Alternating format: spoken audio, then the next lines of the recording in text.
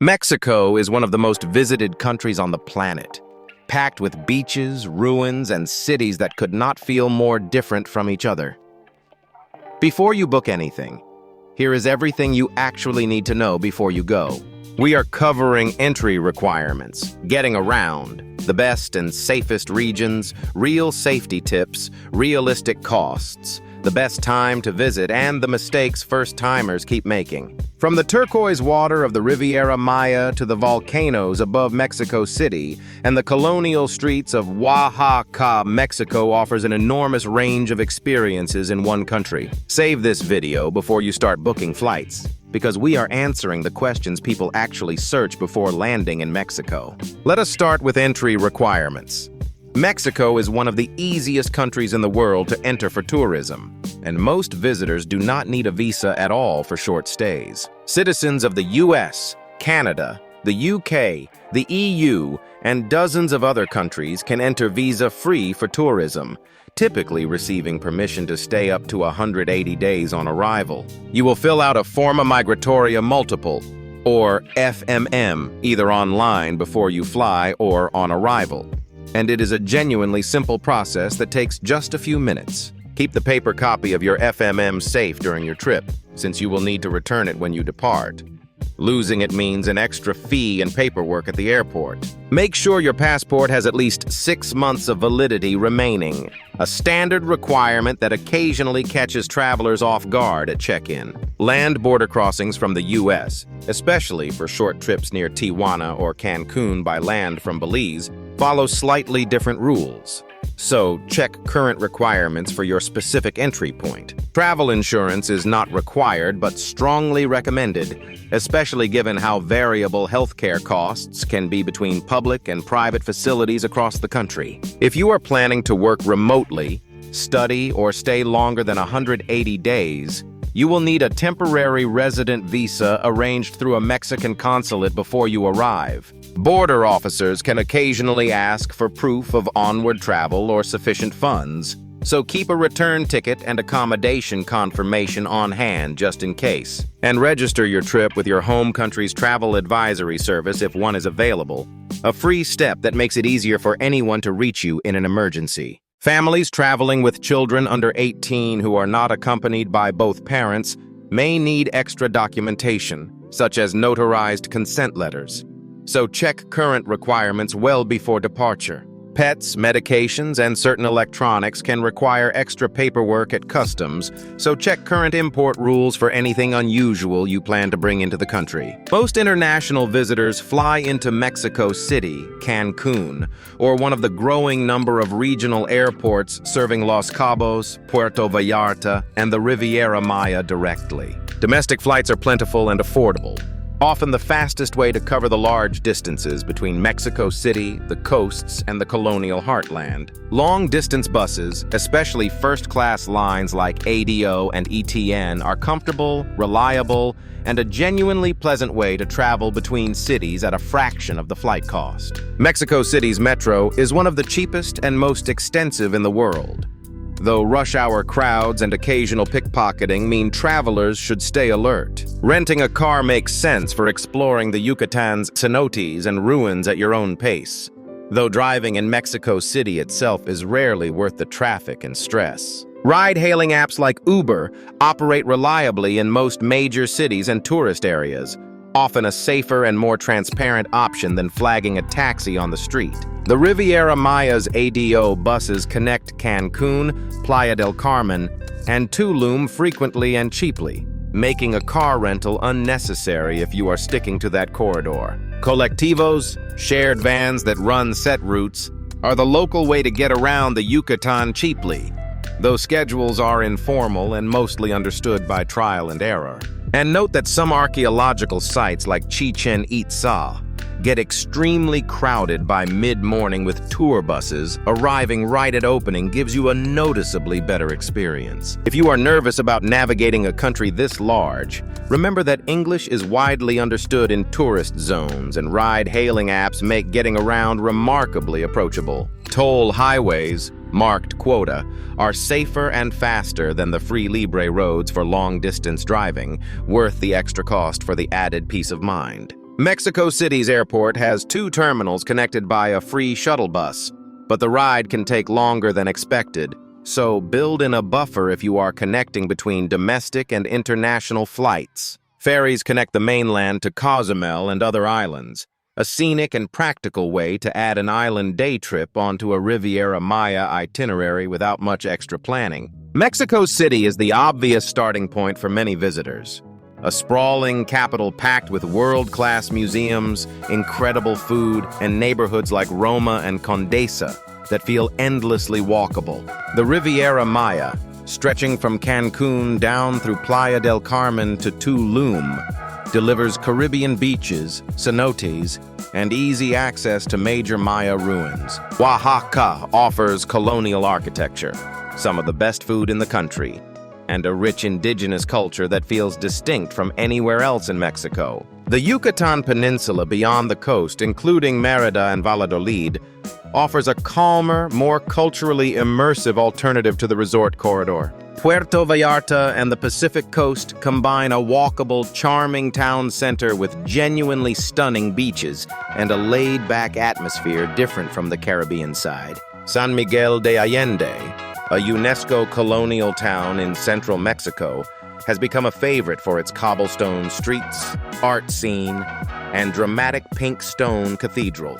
Los Cabos, at the tip of the Baja Peninsula, blends desert landscapes with dramatic coastline, popular for its resorts, golf, and whale-watching season. If this is your first trip and you only have 1 to 2 weeks, pairing Mexico City with the Riviera Maya gives you the best contrast between world-class city and Caribbean beach. Chiapas, home to the ruins of Palenque and the highland town of San Cristobal de las Casas, rewards travelers willing to venture off the standard tourist circuit. Guanajuato, with its colorful hillside houses and underground tunnel roads, offers one of the most photogenic and least crowded colonial cities in the country. Isla Holbox, a car-free island off the northern Yucatan coast, offers sandy streets, flamingos, and a slower pace than the busier Riviera Maya towns nearby.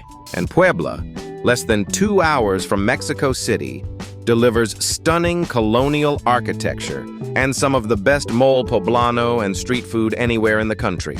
Now let us talk safety, since this is the question most people actually search before booking a trip to Mexico. The honest answer is that safety varies enormously by region. The major tourist zones, including Mexico City's central neighborhoods, the Riviera Maya, and colonial cities like Oaxaca and San Miguel de Allende, see millions of safe visits every year. Cartel-related violence is real, but heavily concentrated in specific regions and rarely affects tourists directly. Staying within well-traveled areas and avoiding late-night solo travel in unfamiliar neighborhoods significantly reduces risk. Check your government's current travel advisories before finalizing your itinerary, since they break down safety by state and are updated more frequently than general online guides. Petty theft and pickpocketing happen in crowded areas like markets and metro stations, so stay aware and keep valuables secured rather than in easily accessible pockets. Common scams include inflated taxi fares and timeshare presentations disguised as free tours. Agreeing on a price before you get in a cab avoids most of these entirely. Solo travelers, including women, generally report feeling safe in the major tourist regions. Those standard precautions apply at night as they would in any major city worldwide. Emergency services can be reached nationwide at 911, similar to the U.S. system, and tourist assistance hotlines exist specifically for visitors dealing with an emergency. Tap water is not recommended for drinking. Bottled or filtered water is the standard, safe choice throughout the country, including in most hotels. Overall, tens of millions of tourists visit Mexico safely every year, and most encounter nothing more serious than a persistent vendor or a crowded metro during rush hour. Register with your embassy's traveler program before you go, a free step that makes it far easier for officials to reach you if a regional emergency does arise during your trip. Healthcare quality in major cities and resort areas is excellent, and private hospitals are used to treating international visitors, though travel insurance genuinely helps cover the cost. Let us get practical about cost. Mexico remains one of the more affordable destinations covered on this channel, with the peso stretching considerably further than the dollar or euro in most regions. Expect a mid-range hotel in Mexico City or Oaxaca to run $40 to $90 a night, while beach resorts along the Riviera Maya can range from budget to genuinely luxury pricing. A sit-down dinner for two commonly runs $15 to $30 outside resort areas, and street food like tacos al pastor can feed you well for just a couple of dollars. Entry fees to major archaeological sites like Chichen Itza and Teotihuacan add up if you plan several stops, but remain modest compared to museum and site fees in Europe. A realistic budget for 2 weeks in Mexico for 2 people, including mid-range hotels, some domestic flights, meals, and entry fees, lands somewhere around $1,800 to $3,000 total. Budget travelers can cut costs significantly by taking first-class buses instead of flights, eating at local fondas instead of tourist zones, and staying in smaller guest houses outside resort corridors. Resort towns like Cancun and Los Cabos run noticeably more expensive than Mexico City or Oaxaca. Factor that into your budget if your itinerary leans heavily coastal.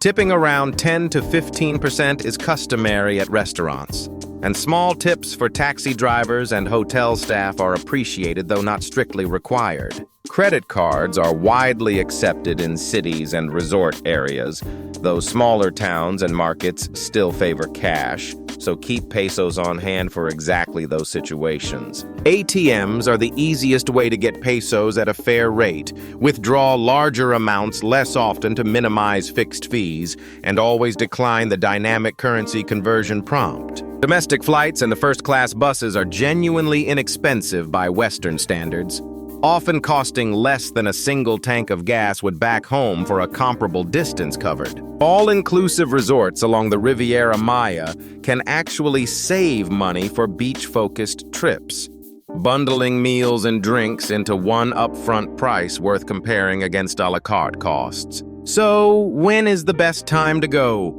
The dry season, from roughly November through April, brings the most reliable weather across most of the country and is considered peak season. December through March is especially popular along the coasts.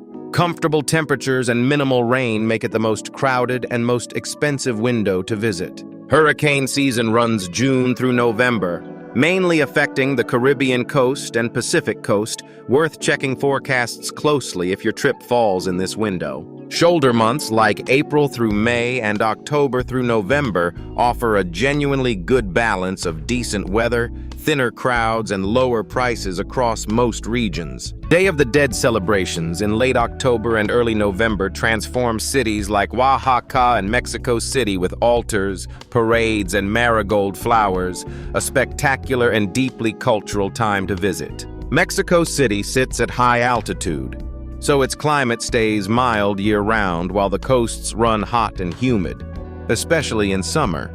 Pack accordingly depending on your route. Whale watching season in Baja California Sur runs roughly December through April, an overlooked reason to time a trip to Los Cabos around a specific wildlife experience. Whatever season you choose, book Riviera Maya hotels and popular Mexico City accommodations well in advance during winter. Demand rarely eases up during peak months. Semana Santa, the week before Easter, is one of the busiest domestic travel periods in Mexico.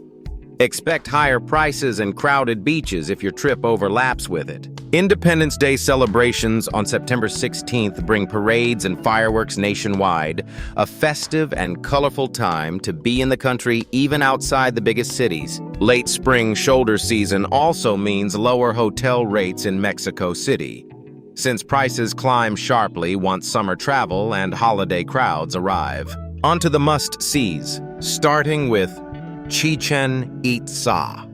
one of the new seven wonders of the world and the most iconic Maya pyramid complex in the Yucatan. Tulum's cliffside ruins overlooking the Caribbean offer one of the only ancient Maya sites built directly on the coast, a genuinely stunning combination of history and beach. Mexico City's Zocalo and surrounding historic center anchor a downtown packed with the Metropolitan Cathedral, the National Palace, and centuries of layered history. Teotihuacan, home to the massive Pyramid of the Sun and Pyramid of the Moon, sits just outside Mexico City and remains one of the largest ancient cities in the Americas. And the cenotes of the Yucatan, natural sinkholes filled with crystal-clear fresh water, offer some of the most unique swimming and snorkeling experiences on Earth. Oaxaca's Monte Alban ruins, perched on a leveled mountaintop, offer sweeping valley views alongside one of Mexico's most impressive archaeological sites. Frida Kahlo's Casa Azul in Mexico City's Coyoacan neighborhood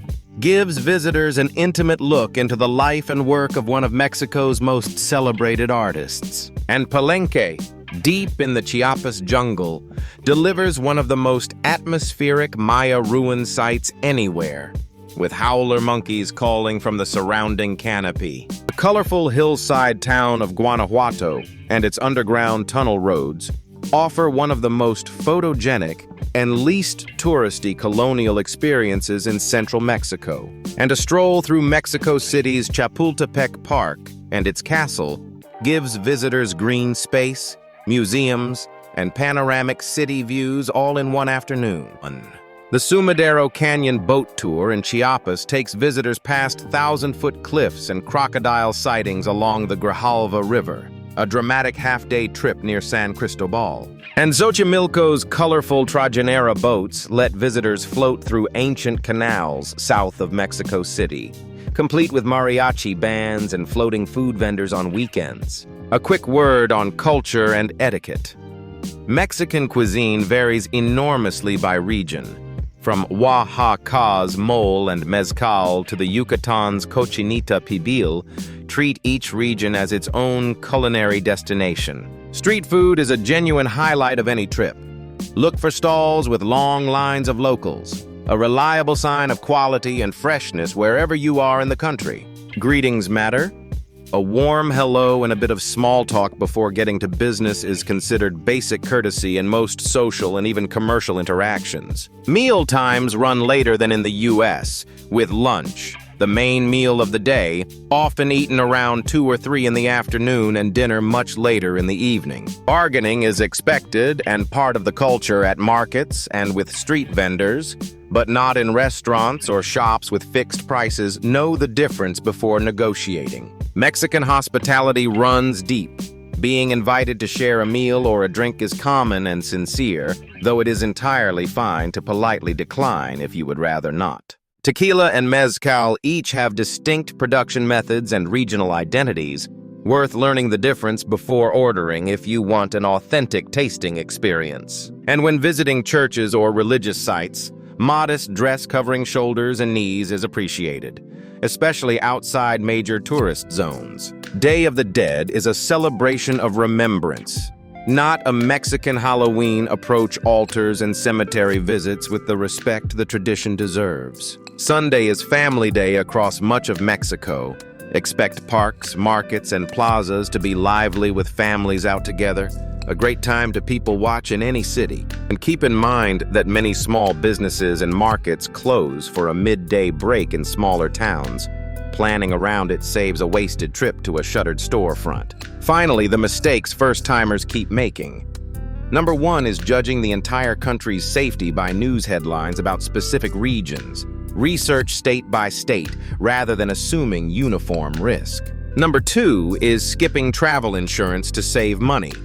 A simple policy is cheap relative to the cost of private medical care if something genuinely goes wrong. Number 3 is getting into an unmetered taxi without agreeing on a price first. Always confirm the fare before the ride begins or use a ride-hailing app instead. Number 4 is only visiting resort areas and assuming that represents the whole country, Mexico City, Oaxaca, and the colonial interior offer a completely different and equally rewarding experience. And number 5 is drinking tap water without a second thought. Stick to bottled or filtered water throughout the trip, including for brushing teeth in smaller towns. Number 6 is visiting Chichen Itza or other major ruins in the middle of the day. Arrive at opening or late afternoon to avoid both the crowds and the heat. Number 7 is exchanging currency at the airport out of convenience. Airport exchange rates and fees are consistently worse than an ATM in the city. And number 8 is underestimating distances. Mexico is a large country, and a coast to Mexico City day trip that looks short on a map can eat an entire travel day. Number 9 is forgetting to keep your FMM immigration form until departure.